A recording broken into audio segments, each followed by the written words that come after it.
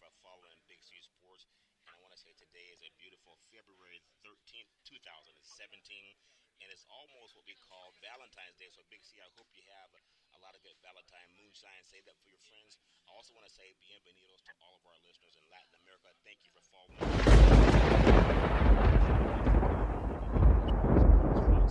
And of course, in Canada, I love you so much, Canada. You're Prime Minister.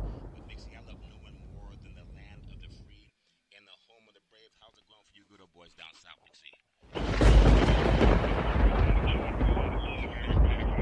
Valentine getting ready to come up. Looking forward to everything. Sports is, really at a festive high all the time. I don't care whether you're looking at football. I don't care whether you're looking at basketball, hockey. There's something always interesting in the world of sports here in America, Charlton. Oh, definitely. We have an abbreviated show today for the holiday and paying respect to all of our former presidents. And for President's Day, I just want to say thank you to everybody who's helped lead this country. Big C, we'll get right into a few things. We had the award shows last night in Los Angeles. Adele cleaned up. She had a great representation. Also, the great Beyonce did great, as well as Drake. And can't say enough about Rihanna and Kanye West. So they did a great job. Did you get a chance to see that? I was more watching Kellyanne Conway tell me different stories, Big C. Your thoughts? Young guard today, but when you listen to Adele, she has such an iconic, beautiful voice, Charles. Yeah. She just delivers every note of a song, and to win album of the year, song of the year, Yeah. Writer of the year. I mean, she's just a beautiful person, and what I love most about Adele, Charlton, is that she's not one of these stick figures. She's a normal-figured woman who walks around and carries it well and represents women all over the world, that you can be yourself and be this great humanitarian, great artist, this great spokesperson for England and the world. And, you don't have to conform to all these naysayers that say you have to look a certain way to be a great entertainer, Charlton. Yeah, I think that's very true, Big C. So obviously, we appreciate anyone who takes the time to show their talent worldwide, and she's definitely someone. Let's get into a little bit of talk of this NFL that we've had. We just talked about President's Day, and a lot of the New England Patriots were deciding that they're going to skip out on the White House visit. And I think that's important because a lot of athletes are no longer just, quietly holding their peace, but they do it respectfully. Big C, your thoughts on the New England Patriots, and I think even Tom Brady skipped out on President Obama. Beautiful stance by the American athlete that's being taken already. No one cried a couple of years ago when the Patriots won their fourth Super Bowl championship, and Tom Brady said he had to go out to a family situation, but that family situation happened to be at an Apple store to buy a new computer. Yeah. No backlash through mainstream media, Charlton, saying anything about Tom Brady. Now, making it a spectacle, it seems the Patriots thus far have chosen to skip this potential White House visit with the new president-elect. But what's amazing about it, Charlton, no one is saying anything because it's not all African-American athletes, Charlton. Yeah. Has chosen to be one of those. So that's going to kind of quiet the media in a way because of Howie Long's his presence in the national media spotlight, and especially on Fox, being affiliated with Fox News. So it's not going to get as much play. But I respect these athletes because of the rhetoric that Trump ran on, and even the embezzlement of his cabinet now, the way things are falling apart, like, the dam there, unfortunately, in California, that's how his cabinet is shattering. And, when you build a situation, what did Kellyanne Conway call it? Alternative truth. Yeah. Alternative truth. Funny. Eventually people realize that you're lying. Even his security director, Mike Flynn, has been caught lying to the vice president, which got to the president, and they both represented on national news. So, Charlton, everybody's lying. Well, I think one of the greatest actors, and I want to say this segment is sponsored by California Cadillac dealers, home of the all-new Cadillac Escalade, the standard of the world. And when you go by and test drive it, tell them that Charlton and Big C sent you. And Big C, we know yours is finally being washed off with all the rain and snow going on all over the country. So is the Cadillac upset, Big C? I did see Madison Baumgartner has a second commercial. He's sliding all through the mud, but he's in an electric vehicle, Big C. Well, Charlton, put it this way. You don't have to worry about me and my baby driving out to California. got too much water out there, and she doesn't ride around on a pontoon. You know, she likes to keep all four wheels on the ground at one time. So she keeps as much mud on there as she can. You know, even though we do get some rain, we know how to do donuts. That is funny. So something I want to just jump into. Gino Auriemma going for 100. Something that's such a rare feat. We know UCLA got knocked off. I think they won 88 in a row. Back in the day, they lost to the Fighting Irish at Notre Dame, and now you have Auriemma going up against the great University of North Carolina, and of course South Carolina. Charles playing South Carolina and Don Staley. Well, it's a Kellyanne Conway fact, okay? North and South doesn't really matter. Will they get to 100 tonight, Big C? You know, Charlton. You know, again, I want to give all the praise to the UConn women. Yeah. Whether they win tonight or not, you know, you got to think about it. They have the two longest streaks in college basketball history. Everyone knows and talks about the great UCLA program under John Wood when they lost to Digger Phelps down in Notre Dame. Yeah. And you know, Student Assembly Center down there when they had that great run of '88. But Gino Auriemma has eclipsed that twice. Yeah. He's eclipsed that twice. But when you think about the feat of winning 100 consecutive games, Charlton, and people will start talking a lot about the competition. Think about it. During this streak, Charlton, they've won 4 consecutive national championships, okay? 4 consecutive national championships are tied into this streak, and they're in hunt for their 5th consecutive championship. You know, people celebrated the Patriots winning, what, their 5th Super Bowl? Yeah. And everybody thought that was the Patriots winning their 5th Super Bowl. Now, so is Connecticut. It's not too far from Bristol, Connecticut, or, you know, Boston and Foxborough, Massachusetts. Yeah. So when you think about that geographically, Gino Auriemma, Charlton, has won 11 national championships in basketball. And this is not talking about the Olympics and the world gold medals that he has won as a head coach. Yeah. So when you talk about professionalism and the pursuit of excellence, I remember a show called BBC Wide World of Sports. Yeah. And they talked about the pursuit of excellence. Yeah.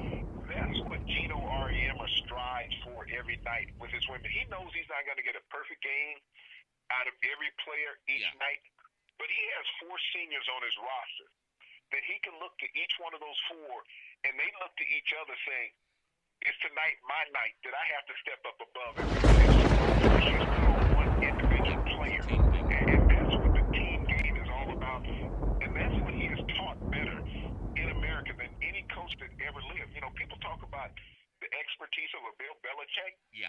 But until you sit down and you watch what Gino Auriemma has accomplished, Charlton, and what we're talking about is he has to turn over rosters every year.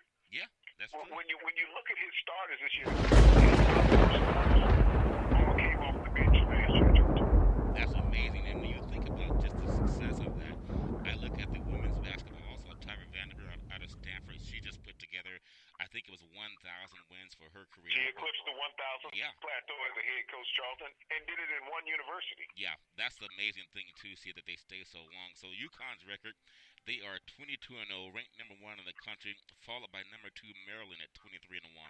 Mississippi State's 23-1. Florida State, they're ranked number 4, and they're 22-2, followed by Baylor at 23-2. And then you have South Carolina at 20-2. They're a great program as well. Notre Dame's number 7 at 22-3. Washington out on the West Coast, they're at 22-3, followed by Oregon State at 22-2.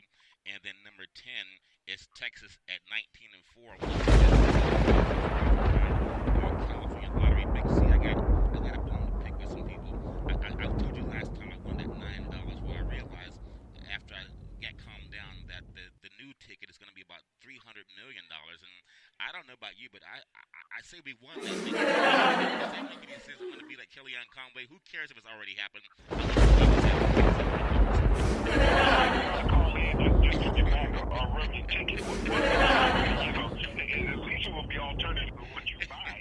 So, you know, you might get some type of fact out of it. You know, when you think about it. But Kellyanne, she's going to say, well, wait a minute, we got to do a redraw. You think she would leave Trump then? Alternative numbers that were put up there. You know, we can't believe what we see. You know, Yeah. you got to look at something that's hidden like at Bowling Green. That went on there that nobody knows about. So that ticket is not accurate. That's so funny. You know, the NBA made a lot of talk about, and it was a good game for the first quarter, I think, Big C. But when you looked at the NBA, and it was a great build up with Westbrook and Durant, and it's Black History Month, and so obviously, you know, competition is competition, and you know, as you when you play the game, you're not playing against friends, you're playing against another team. There was a great build up about a great game, but Golden State is 3-0 against this team. What did you come away with? I mean, we saw Durant is very talented, but he has a great team. Westbrook still had his triple double, but when it comes to team basketball, this is not tennis. Your thoughts on that game and all the build up, Big C? Yeah, Competitive is not the stance that you want to take on this. yeah, This is Golden State being the dominant team in the West. As we've talked about on many of episodes that we've done, let's just scrap the rest of the regular season and the All-Star game, yeah, Charlton, and get to Cleveland and Golden State. When you look at this, you know, here's Westbrook. I mean, you score half a hundred, and yeah. your team still can't win. I think he had You 47 know, points in that game. 47 points, Charlton, and your team gets blown out. Yeah, yeah, that's true.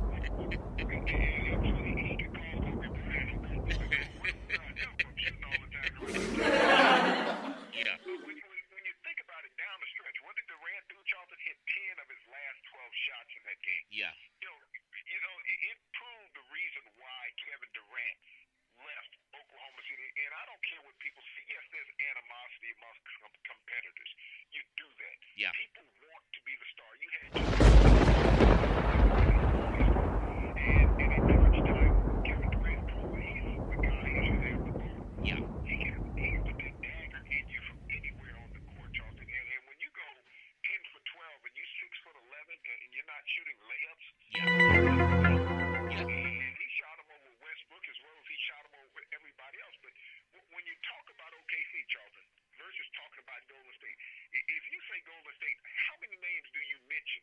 yeah. When you talk Everybody. about guys who can put the game away on you, you Yeah. can say Thompson, you can say Curry, you can say Green, you can say, Durant. Yeah, But when you go Iguodala. to Oklahoma City, what do you say? Westbrook.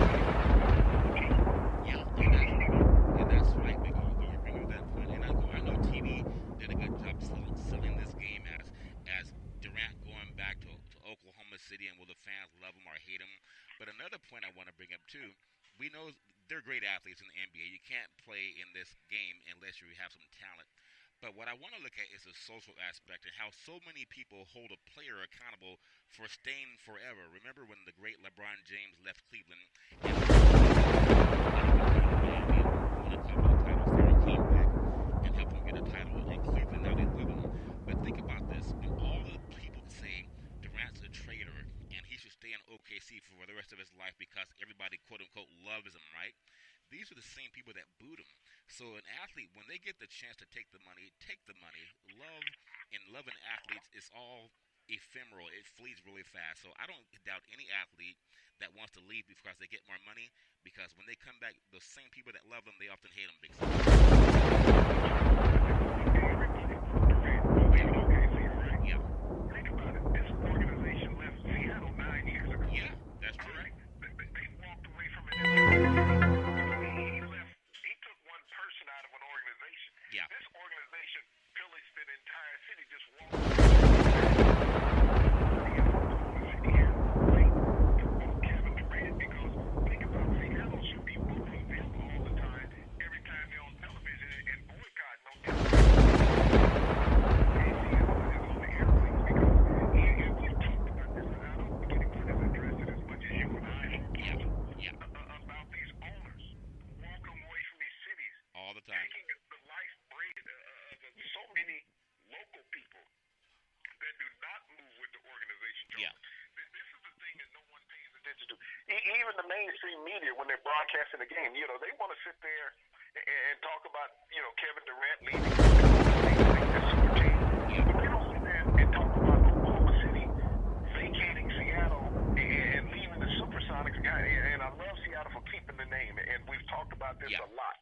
That cities need to hold on to the name. If the franchise league go, but you're not going to take our namesake with you. And I praise Seattle for doing that, just like I did with Cleveland when the Ravens left. You could not take our name. You could not take our heritage. Yeah. But no one is talking bad in the media about OKC leaving Seattle and leaving an empty key arena up there that nobody occupies anymore, Charlton. Yeah, they up and left them, and when they left, they didn't talk about coming back. And in fact, ironically, when you have Memphis, they left the Vancouver, British Columbia, a beautiful city. And obviously, coaches and owners do what they want to do. I think when it comes to that, it's just like the Raiders want to leave, and you have St. Louis. They're leaving. The Rams left St. Louis to go back to Los Angeles, and now San Diego, in one of the most bizarre moves in the history of the stadium in San Diego, which hosted several Super Bowls, to go to Carson, California, with the hopes they can fill 30,000 seats, Big C. You think they can get 30,000 seats, Big C? It could be a stretch, Charlton, but you talked about the Rams. The Rams before. Yeah. They left Los Angeles and went to Anaheim. Yeah, that's true. Well, when they were in Anaheim, they left Anaheim and went to St. Louis. Yeah. So this is a franchise that's not loyal to anybody. You know, when you think about it, these teams ain't loyal to anybody. Yeah. So you left one facility to go across town to another facility, then you go halfway across the country, then you come back to the facility that you abandoned some 25 years ago. Yeah. So, when you talk about having fanfare, at the end of last season for not showing up, just like the Rams. So you didn't have a fan show up, you didn't have a team show up. Yeah. So it was a wash when you look at that. How do you put a dilapidated product on the field and ask a fan to pay a premium dollar? And that's what I don't get with these organizations. When you walk away from someplace, you bring that basic product in and you want to charge them a premium price. I praise the Cleveland Browns, Charlton, for what they did. They slashed season ticket prices because they put a bad product on the field, and they did not want to force their loyal fans to pay a premium dollar for this bad product that they're putting on the field. I think that should be a law in NFL and all professional sports. If you're not winning, you can't charge market value across the league. You can't charge the league average for tickets, okay? Yeah, I mean, if you're losing, your ticket prices should be based on your product productivity. If you have a team that's sub 500, then your tickets are half price. If you have a team that's sub 300, then your tickets are a third of the price. So that should be the law of professional sports. Well, you make a lot of sense when you say that. Life insurance, and we are the leaders in the country when it comes to financial expense. We're looking to hire over 1,000 brokers because we want to put people back to work, and we will also pay your E&O insurance up to $1 million per agent. Now, we're guaranteed life insurance up to $100,000 with no medical questions. We are endorsed by the American Heart Association and the American Cancer Society, and we work with all of the unions in the country under the AFL Radio Network. Mixon, you talked about how teams can lower ticket prices, and just think about this, because we touched on it earlier, but I know we have an abbreviated show today. But when we go back to UConn, their historic streak, 99 consecutive games. When we go back to 2014-2015 season, they had won 37 in a row. In the 2015 to 2016, they were 38 games in a row. In 2016-17, 24. That's how that streak has started. They began November 23rd, 2014, and during that streak, they've had 8,722 points. Their opponents only 4,891. Big C, they were outscoring their opponents by almost double. How do they do that? People will say, the talent base is not there. They play a very rigid out of the conference schedule, Charlton. They play the top ranked teams in the country. Yeah. They done no one. But this is what Coach Ariema Charlton brings to the program. Yeah. He brings continuity. He brings confidence. And he, like we said earlier, he doesn't have a budding person has to carry the team that night. Yeah. He has four seniors that were all bench warmers last year who came off the bench to get playing time, and they all look to each other for leadership. So that's a great learning tool that he has taught his players. He doesn't look for one player to be the leader. The other players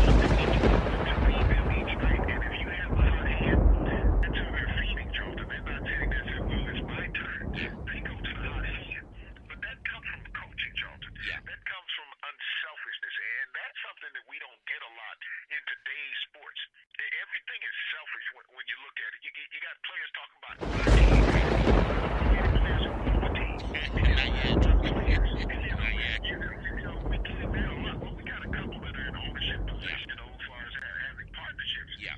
But when players are sitting there talking about my team and my players, that's the selfishness that sports has gotten to today, Charlton.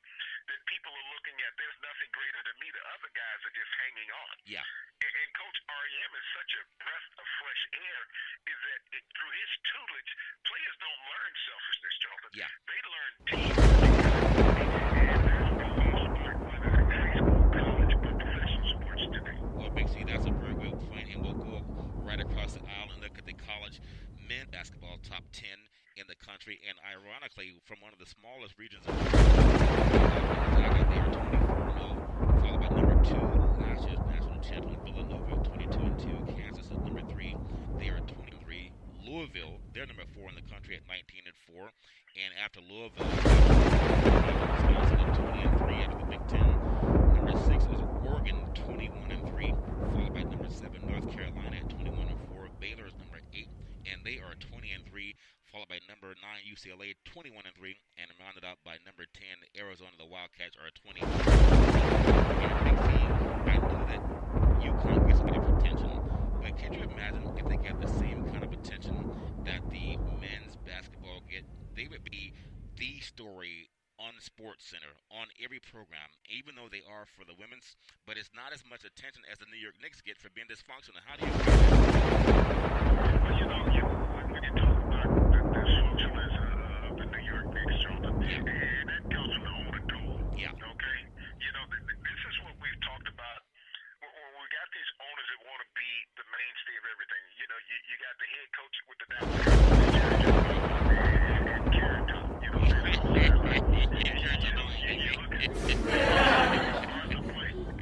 running down Falcons sidelines, and he couldn't break out into his dance last week. But you got owners that are putting too much emphasis on looking me, and that's what Dolan did with the Louis scenario in New York last week. You don't step over that there. We had Jeff Fisher, with the Rams and Eric Dickerson. Yeah. But, when we look at the coaches with class, Charlton, and we're talking about mainly these college coaches, how they handle situations. We talked about Ariema. You look at, UConn's men's teams. You look at Villanova. You look at Kansas.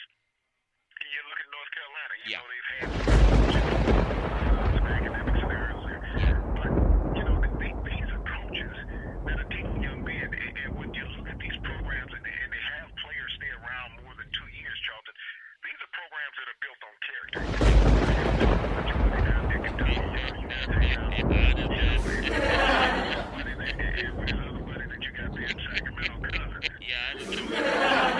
When you talk about those guys, and you can see the lack of character, Charlton, with these one-and-done players, it's all about me. And that's what we talk about, having a team of continuity and stability. Yeah. You look at Gonzaga up in the Northwest, out there in your neighborhood. Yeah. You look at the team that Mark Cuban's put together. And when you look at his history, Charlton, really over the last decade, of what Gonzaga has done in men's college basketball, it kind of mirrors what Ariema has done in UConn. When you look at the opposite coast. Yeah. He runs that same type of program, Tom. He probably has the best point guard in the country playing on his team. He has a very dominant big man, even though he can't jump. But he can clog up the middle. He makes his presence felt. And that's the difference. These guys, when you look at the roster, it's loaded with juniors and seniors. Freshmen and sophomores. Because no one stays. And that speaks to the character of a head coach, Charlton. That players want to stay around with them. They want to stay around and get degrees. They want to stay around and mature. Because there's no guarantee in the NBA. But if they stay with these college coaches and mature, the professional world is there for them for the rest of their life. And that's what they look for. And that's also part of how they recruit their players, Charlton. Well, that makes They a lot of sense. recruit their players to be a part of their program. Well, that makes a lot of sense. This segment is sponsored by Athletic Insurance with Big C Sports through Ben and Mark. We can insure every professional athlete, collegiate athlete, and high high school athlete all over the country. We can even do your mom and pop soccer events. Tune out to Big C Sports on the iHeart Radio Network at Yes Charlton. Big C. Tonight in the NBA, we have Charlotte, they're favored by 8 over Philadelphia. Washington's favored by 5 over Oklahoma City. Miami's favored by 8 over on Orlando. Memphis is favored by 9.5 over Brooklyn. You have San Antonio, which is so consistent. They're a 3.5 point favorite over Indiana. And you look at Milwaukee, over Detroit. Boston's is good this year, favored by only 1.5 over Dallas. Doesn't make any sense. Phoenix is a 2.5 point favorite over New Orleans, and Golden State favored by 11 over Denver. You have the Utah's favored by 7 over the Clippers, and Portland's favored by 2 over Atlanta. Big C. This happening in this world of sports, how you have this great setup of girls basketball and men's basketball, and you know the women tend to do it right. When you look at the top 10 in the women's basketball in the rankings, Big C, there's not a lot of undefeated teams. Only Maryland they have a 23-1. Only UConn's undefeated in the top 10. And when you look across the aisle at the men's team, it's the same thing. Gonzaga's the only undefeated team, and that shows that there's a lot of teams knocking each other off between 2 and 10. I think that's good for competition. Big C, your thoughts?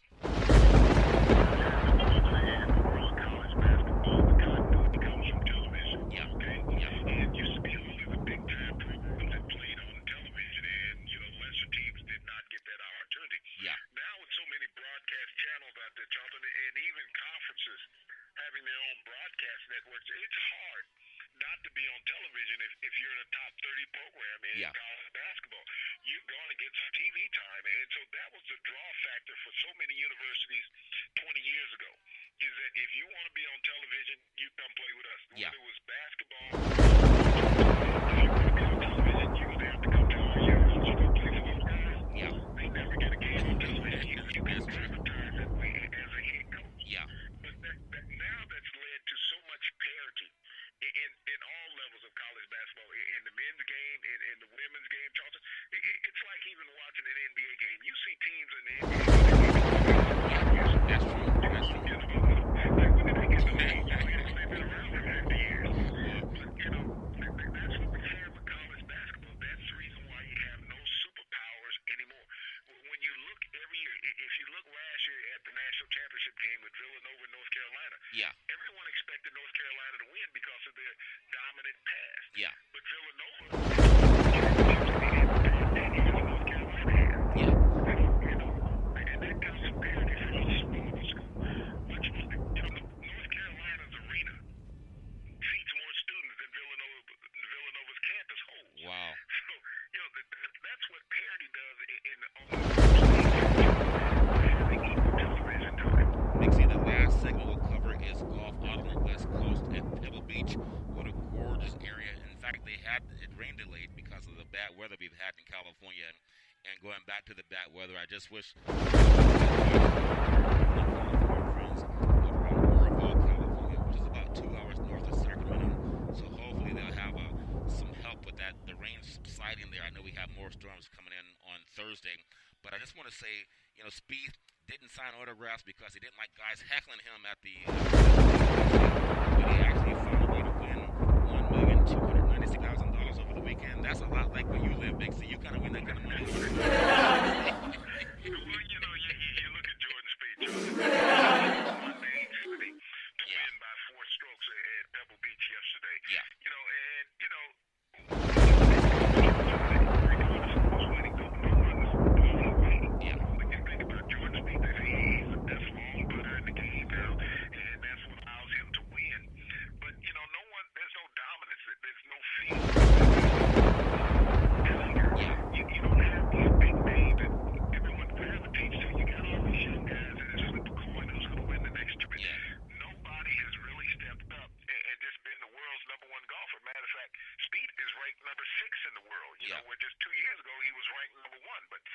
It's like a basketball. It's up and down all the time. Yeah. There's inconsistency in the game, but the big event that everybody's getting ready for, is the Masters. Oh yeah. And the Masters but will it not have that diamond luster? It kind of was. It's not there. It will always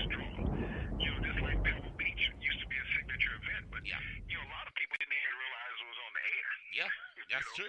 Because That's true. Tiger had withdrawn. So, that interest was gone. And, even television, they can't push an event when Tiger's not there. Tiger, anything of being the dominant guy that we knew Tiger was to be a decade ago. Well, Big C, you But just Tiger's presence yeah. means so much to the world of sports and events, Charlton, especially golf, that just having him around is worth watching. Yeah, you think about that too.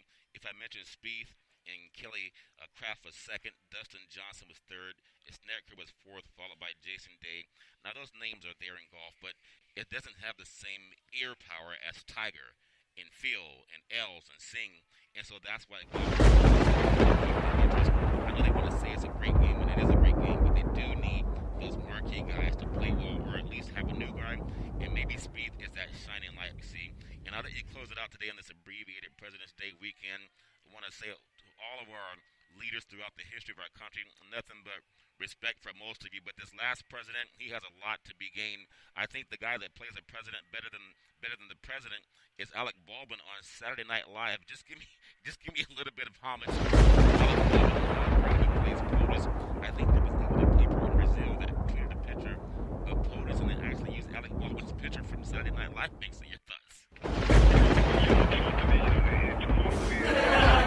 We came off a very competent weekend in sports where, Gonzaga and the men's side was pushed to the limit in two games. Yeah.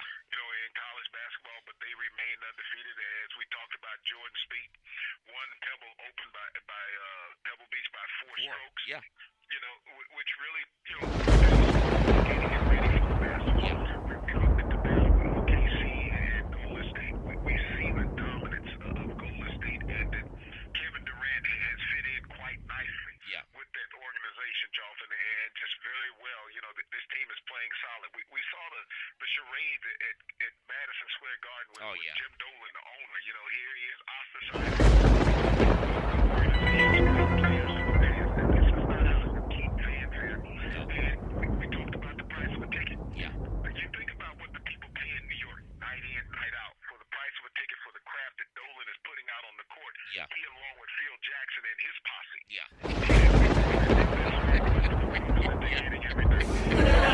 People that should be giving money back to the fans. You think about New York courtside, Charlton. It costs you $3,500, $4,000. And you put a team that can't win that many games in a season out there. So, we're also looking at the Atlanta Falcons. This is an organization right now, Charlton, that's in disarray. Yeah. And you fell apart. And now you dismantled your entire coaching staff. You got a new offensive coordinator. Yeah, that's You've bizarre. kidnapped everybody on the defensive side of the ball. And this is one that I don't get, Charlton. Yeah, that Big C, I tell you, man. You got the head coach saying that he took Yeah. and yet you hired the defensive coordinator, so you were the one calling the plays in the Super Bowl. That's funny. Sometimes you got to remember what you say when you open your mouth. That's funny. So you're the only one not getting fired for making the bad calls. Yeah. So, but it's been a great wrap to the sports. And getting through this month and a half of the year, Charles. And I'm just excited about getting to the Easter Bunny right now. Well, Big C, there's an Easter Bunny. You guys.